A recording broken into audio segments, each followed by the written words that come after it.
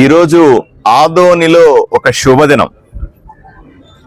BC సాంఘిక సంక్షేమ hostel ఆడబిడ్డల కోసం ఆదోనిలో 120 స్ట్రెంత్తో ఈరోజు గుజరాత్ సమాజిక్ స్కూలుకు సంబంధించినటువంటి భవనంలో ప్రారంభించడం నాకెంతో సంతోషంగా అనిపిస్తుంది. నాతో పాటుగా ఎమ్మెల్సీ గారు మధుసూదన్ గారు, అలాగే డిస్ట్రిక్ట్ వెల్ఫేర్ ఆఫీసర్ శ్రీమతి వెంకటలక్ష్మమ్మ గారు, అలాగే చలపతి గారు, శ్రీనివాసులు గారు, డిప్యూటీ డిఈఓ వెంకటరమణారెడ్డి గారు, వివిధ హాస్టళ్లకు సంబంధించినటువంటి వార్డన్లు ప్రమీలమ్మ గారు, మాదప్ప గారు, అలాగే విశ్వనాథ్ రెడ్డి గారు, వీళ్ళందరూ కూడా ఉన్నారు. అలాగే ఈ గుజరాతీ సమాజ్కి సంబంధించినటువంటి పెద్దలు, ఈ భవనాన్ని అద్దెకిచ్చిన దాతలు మాతో పాటుగా ఈరోజు ఈ కార్యక్రమంలో ఉన్నారు. వీళ్ళందరికీ కూడా ప్రత్యేకంగా ధన్యవాదాలు తెలుపుతాను. ఆదోనిలో నేను ఎమ్మెల్యే అయిన వెంటనే కొన్ని ప్రతిపాదనలు వచ్చినాయి. చాలా మంది హాస్టల్లో సీటు లేదని నాకు అప్లికేషన్లు ఇవ్వడం, తల్లిదండ్రులు ఆడబిడ్డలు వచ్చి ఇవ్వడం చూశాను.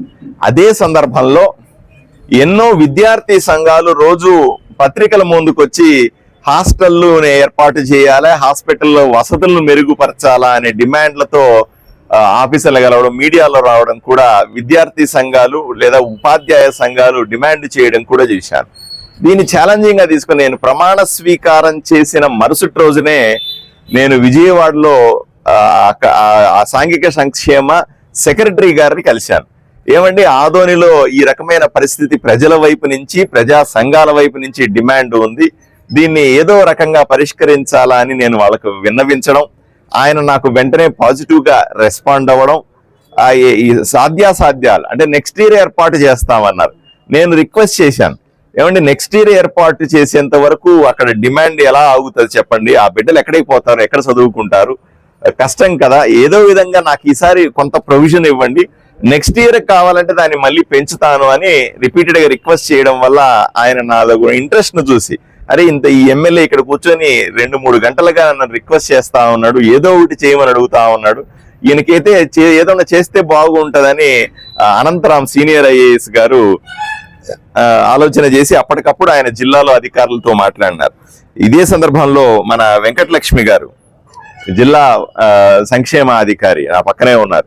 ఈవిడ కూడా వెంటనే రెస్పాండ్ అయ్యి, అక్కడ ఐఏఎస్ ఆఫీసర్ సెక్రటరీ గారు ఫోన్ చేస్తుంటే ఈవిడ కూడా రెస్పాండ్ అయ్యి పాజిటివ్ గా, లేదు సార్ ఇది చాలా డిమాండ్ ఉంది, చేయాల్సింది, మీరు అవకాశం ఉంటే నేను చేసి చూపిస్తాను, ఏదో రకంగా ఈ సంవత్సరమే కొంత ప్రొవిజన్ ఇస్తాను అని చెప్పినటువంటి వెంకటలక్ష్మి గారికి నేను ప్రత్యేకంగా ధన్యవాదాలు తెలుపుతా ఉన్నాను. ఈవిని అప్రిషియేట్ చేస్తా ఉన్నాను. ఈమె చేసిన పనిని నేను తప్పనిసరిగా మళ్ళీ ఐఏఎస్ ఆఫీసర్ దగ్గర కానీ మంత్రుల దగ్గర కానీ ప్రస్తావిస్తాను.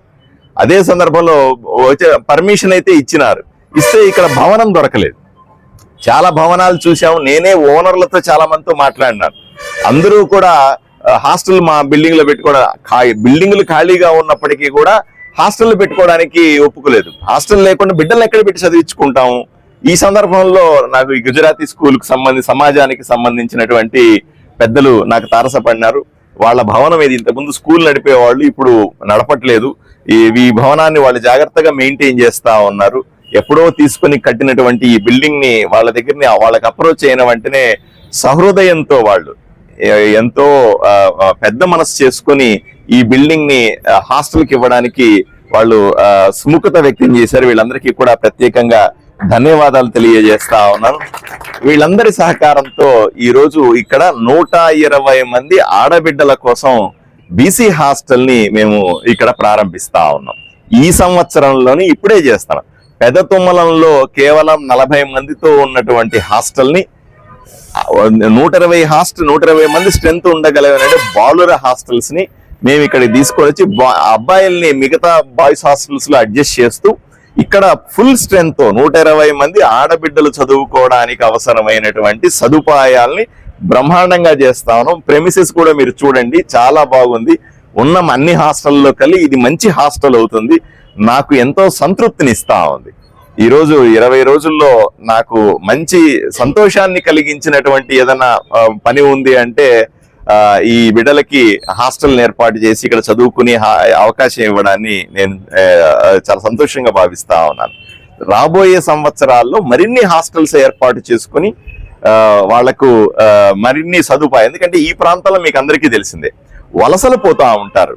బిడ్డల్ని ఎక్కడో చోట ఆడబిడ్డల్ని క్షేమంగా హాస్టల్లో పెట్టి పోవాలని కోరుకుంటారు. లేకపోతే బంధువుల ఇంట్లోనో అక్కడ ఇక్కడ పెడితే లేనిపోని సమస్యలు వస్తాయి. అందువల్ల ఇక్కడ ఉన్నటువంటి ఎవరైతే రైతులకైతేనేమి, పేదవాళ్ళకైతేనేమి, ఈ బీసీలకైతేనేమి, వీళ్ళకందరికీ కూడా తగిన వసతుల్ని ఏర్పాటు చేయాల్సిన బాధ్యతని తీసుకుంటూ ఈరోజు వీళ్ళందరికీ కూడా ఈ ఆడబిడ్డలకందరికీ తండ్రిలాగా, ఈ అక్క చెల్లెళ్ళకందరికీ కూడా ఒక అన్నలాగా తప్పనిసరిగా హాస్టళ్లను పెంచి ఈ హాస్టళ్లని మిగతా చోట్ల కంటే కూడా ఇక్కడ బ్రహ్మాండంగా నడిపి అందరూ హాస్టల్లో బిడ్డలను చేర్చుకోవాలా, క్షేమంగా ఉంటారు, మంచి భోజనం ఉంటుంది, మంచి ఏర్పాట్లు ఉంటాయని చేసే విధంగా ఈ ఆదోని నియోజకవర్గంలో బీసీ హాస్టల్ని, ఎస్సీ హాస్టల్స్ ని అభివృద్ధి చేసి చూపిస్తామని మీకు అందరికీ కూడా నేను తెలియజేస్తా ఉన్నాను. ప్రైవేట్ భవనాలను నడిపిస్తున్నారు, ప్రభుత్వ భవనాలు నిర్మిస్తే కూడా చాలా బాగుంటుంది. ఎందుకంటే రక్షణ కరెక్ట్ సార్, మీరు చెప్పేది 100% సార్. 5 సంవత్సరాల నా టెన్యూర్ అయ్యే లోపల వీలైనన్ని ఎక్కువ భవనాలు నిర్మించడానికి అనుమతులు తీసుకొని వస్తాను. ఎందుకంటే నేను ఈ 20 రోజుల్లో చేయగలిగింది ఇది. 20 రోజుల్లో ఇంత చేశానంటే 5 సంవత్సరాల్లో ఎంత చేస్తానో ఒకసారి మీరు ఆలోచన చేయండి. తప్పనిసరిగా నాకు కావాలి ఇవన్నీ కూడా. బిడ్డలు చదువుకోవడం కావాలి, బిడ్డలు హాస్టల్లో ఉండడం కావాలి. పేదవాడు హాస్టల్లో ఉండి చదువుకోవడం ఎలా ఉంటుందో నేను తెలిసిన వాడిని. తప్పనిసరిగా మంచి హాస్టల్స్ ని పెద్ద స్థాయిలో డెవలప్ చేసి చూపిస్తాం సార్. సొంత భవనాల్లో ఉన్న హాస్టల్ ఇప్పటికే చాలా వరకు డ్యామేజ్ అయినా సార్, వాటి మీద. అవును సార్, అక్కడ బాలుర వసతి హాస్టల్లో పెచ్చులు ఊడిపోతున్నాయని నేను పత్రికల్లో చూశాను, వ్యక్తిగతంగా చూశానండి. దాన్ని కూడా వెంటనే ప్యాచ్ వర్క్ చేయించి రిపేర్లు చేయిస్తా ఉన్నాం. ఉన్న వాటిల్లో సర్దుకునే 50,000 రూపాయలు శాంక్షన్ అయిందని మేడం గారు చెప్తా ఉన్నారు. చాలా సంతోషం. ఇవన్నీ కూడా వెంటనే చేస్తాం సార్. మీరు ఒకసారి ఎప్పుడు కూడా మీరు కంప్లైంట్లు ఉండేది సార్, ఆ హాస్టల్లో వసతి బాగోలేదు, ఆ హాస్టల్లో బాత్రూములు బాగలేదు, ఆ హాస్టల్లో భోజనం సరిగా లేదు, దోమలు కొడతా ఉన్నాయి, అలాగే బెడ్షీట్లు సరిగా లేవు, అవి లేవు ఇవి లేవు అని కంప్లైంట్లు ఉన్నాయి సార్. ఆదోని వరకు కూడా పట్టుదలగా ఉన్నాను నేను. ఎమ్మెల్యేగా జిల్లా సంక్షేమాధికారి వెంకటలక్ష్మి గారు ఉన్నారు, అలాగే ఎమ్మెల్సీ మధుసూదన్ గారు ఉన్నారు. మేమంతా కూడా పట్టుబట్టి గట్టిగా రాబోయే రోజుల్లో మేమంతా కూడా మా అధికారాన్ని, మా ఉన్న ఇన్ఫ్లుయెన్స్ మొత్తం వాడి అన్ని హాస్టల్లో వసతులు మెరుగు చేయడానికి, రాత్రికి చేయలేకపోవచ్చు కానీ ప్రతిరోజు మార్పు చూస్తారని మాత్రం గట్టిగా చెప్తాను. రాబోయే రోజుల్లో మీ దగ్గర నుంచి ఎటువంటి కంప్లైంట్ లేకుండా ప్రజా సంఘాలు, ఎట్టి పరిస్థితుల్లో విద్యార్థి సంఘాలు గాని, పత్రికలు గాని ఎప్పుడూ కూడా అబ్బా బ్రహ్మాండంగా చేస్తున్నారనే చెప్పాలి తప్ప విమర్శించే స్థాయికి ఏ రోజు రామని మీకు అందరికీ కూడా హామీ ఇస్తాను సార్.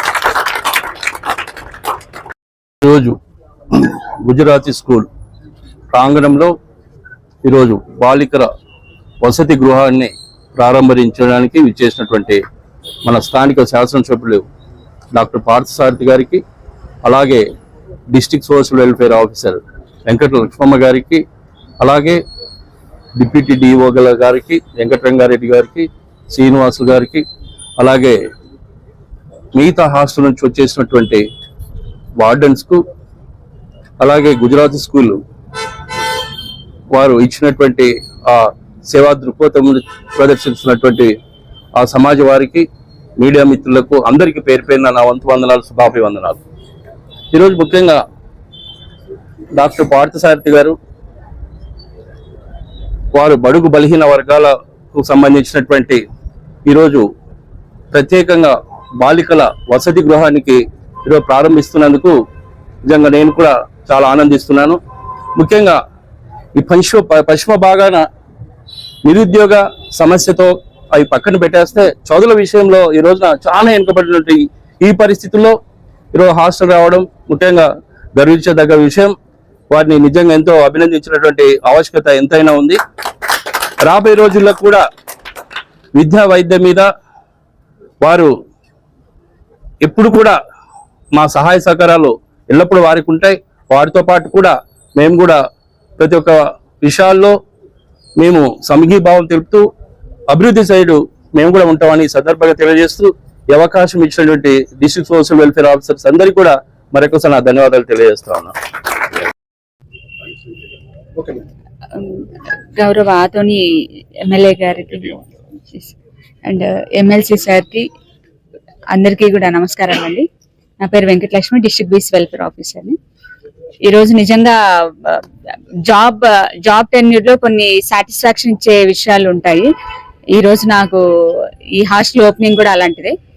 మనకు ఆదోనిలో prematric girls hostel requirement demand చాలా రోజుల నుంచి ఉంది, రోజులు కాదు చాలా సంవత్సరాల నుంచి ఉంది. 2015 కి ముందు ఇక్కడ ఒక ప్రీమెట్రిక్ గర్ల్స్ హాస్టల్ ఉండేది బీసీ వెల్ఫేర్ది. అందులో సుమారుగా 150 మంది పిల్లలు ఉండేవారు. 2015 లో ఒక ఇంటిగ్రేటెడ్ హాస్టల్ కాన్సెప్ట్ ఒకటి తీసుకొచ్చారు. అందులో భాగంగా ఆల్ వెల్ఫేర్ డిపార్ట్మెంట్స్ కి సంబంధించిన హాస్టల్స్ అన్ని ఒక ఏరియాలో మెట్ చేసి ఇంటిగ్రేటెడ్ హాస్టల్ ఓపెన్ చేయడం జరిగింది. ఆదోన్లో అదే విధంగా ఇంటిగ్రేటెడ్ గర్ల్స్ హాస్టల్ స్టార్ట్ చేశారు. అందులో అది social welfare department administrative control లో ఉంది. అందువల్ల బీసీ వెల్ఫేర్ డిపార్ట్మెంట్ కి అండ్ బీసీ గర్ల్స్ కి లిమిటెడ్ సీట్స్ యాక్సెస్ ఇచ్చారు. అయినా కూడా అవి ఇవ్వగా కూడా చాలా రిక్వైర్మెంట్ ఉంది. అండ్ నేను వచ్చిన వెంటనే 2 years బ్యాకే ప్రపోజల్ పంపించడం జరిగింది గవర్నమెంట్ కి, ఇక్కడ ఒక హాస్టల్ రిక్వైర్మెంట్ ఉంది అని చెప్పేసి. లాస్ట్ ఇయర్ కూడా పంపించాం, మళ్ళీ కమిటీ అప్రూవల్ తో. సడన్ గా ఒక రోజు స్పెషల్ సిఎస్ గారి నుంచి నాకు కాల్ వచ్చింది, అనంతరం సార్ నుంచి. మన ఎమ్మెల్యే సార్ పక్కనే ఉండి కాల్ చేయించారు, పరిస్థితి అడిగారు, నేను ఉన్న పరిస్థితి చెప్పాను అండ్ పాసిబిలిటీ అడిగారు. లీస్ట్ స్ట్రెంత్ లో ఉన్న హాస్టల్ ఏదన్నా ఉందా అని అడిగారు. మనకు కర్నూలు జిల్లాలో అతి తక్కువ స్ట్రెంత్ అంటే రోల్ 40-50 ఉన్నప్పటికీ కూడా పిల్లలు నిజంగా వచ్చే పిల్లలు పెద్ద తుమ్మలంలో 20 మంది అలాగే ఉన్నారు. ఆ విషయం చెప్పాను. దాన్ని కన్వర్షన్ కి ప్రపోజ్ చేయమన్నారు. వెంటనే నేను డిస్ట్రిక్ట్ కమిటీ అండ్ కలెక్టర్ గారి అప్రూవల్ తో ప్రపోజల్ పంపించడం జరిగింది. ఎమ్మెల్యే గారి చొరవతో నాకు 1 day లో వచ్చిందండి శాంక్షన్, హాస్టల్ శాంక్షన్. అది చాలా సంతోషకరమైన విషయం. దాని తర్వాత బిల్డింగ్స్ కోసం చాలా చూసాము, కొన్ని అవైలబుల్ గా లేవు, ఉన్న వాటిని కూడా ఇవ్వడానికి ఇష్టపడలేదు. ఈ బిల్డింగ్ కూడా సార్ వాళ్ళు చూపించిందే. సో వాళ్ళతో మాట్లాడిన తర్వాత ట్రస్ట్ తో ఈ బిల్డింగ్ ఇవ్వడం జరిగింది. Today really we are very happy. Department తరఫు నుంచి కూడా సుమారుగా 150 మంది పిల్లలు వెయిట్ చేస్తున్నారండి ఈ హాస్టల్ కోసం. ప్రతిరోజు ఫోన్లు, అప్లికేషన్స్ అన్ని పెండింగ్ ఉండి ఆ పిల్లలు ఇంట్లో ఉన్నారు. దురదృష్టం ఏంటంటే ఎక్కడా లేరు, వేరే స్కూళ్ళలో ఎక్కడా లేరు, ఇండ్లలో ఉన్నారు, బంధువుల ఇళ్లలో ఉన్నారు. తల్లిదండ్రులు కొంతమంది వదిలేసి వెళ్ళిపోయారు, కొంతమంది వదిలేయడానికి రెడీగా ఉన్నారు. ఆ పిల్లలందరినీ ఇక్కడ చేర్చుకుంటాము, నియర్ బై గవర్నమెంట్ స్కూల్లో చేర్పిస్తాము. ఈ సందర్భంగా మాకు హెల్ప్ చేసినటువంటి సార్ కి ప్రత్యేకంగా ధన్యవాదాలు తెలుపుకుంటున్నాము. అండ్ థ్యాంక్ యూ అండి.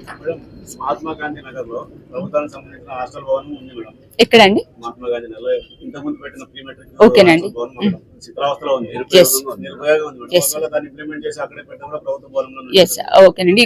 ఇది రిపేర్స్ ఇందాక కూడా మీరు అడిగారు. మన కలెక్టర్ గారు ఒక 1 week బ్యాక్ రివ్యూ తీసుకోవడం జరిగింది, ఆల్ వెల్ఫేర్ డిపార్ట్మెంట్స్ రివ్యూ. అందులో మొత్తం కర్నూలు జిల్లాలో ఉన్నటువంటి అన్ని వెల్ఫేర్ డిపార్ట్మెంట్ సంబంధించిన బిల్డింగ్స్ అన్నిటికీ major minor repairs, additional rooms, additional toilets, construction కి సంబంధించిన ప్రపోజల్స్ అన్ని పంపించమని చెప్పడం జరిగింది. దానికి తగ్గట్టుగా మేము ఇంజనీరింగ్ వాళ్ళకి లెటర్ పెట్టాము రిక్వెస్ట్ చేస్తూ. ఒక 10 days లో ఆ ప్రపోజల్స్ అన్ని వస్తాయి. ఆల్రెడీ మన ఆదోనిలోనే 2 హాస్టల్స్ కి, ఒకటి మన ఆదోని ప్రీమెట్రిక్ బాయ్స్ హాస్టల్ కి 13.5 లక్షలు అండ్ పెద్ద కడుపూరు హాస్టల్ కి 14 లక్షలు శాంక్షన్ కూడా చేసేసారు సార్ డిఎంఎఫ్ ఫండ్స్ నుంచి. మిగతావి కూడా చేస్తామని చెప్పారు. సార్ కూడా మాట్లాడారు కలెక్టర్ గారితో. ఆ రిపేర్స్ అన్ని కూడా త్వరలో అవుతాయండి. ఇప్పుడు మీరు చెప్పిన బిల్డింగ్ నేను ఇప్పుడు విజిట్ చేస్తాను. అది ఎంత మాత్రం పాసిబిలిటీ ఉన్నా కూడా దాన్ని రిపేర్ చేసే దానికి ప్రపోజల్స్ రెడీ చేస్తాను. Thank you.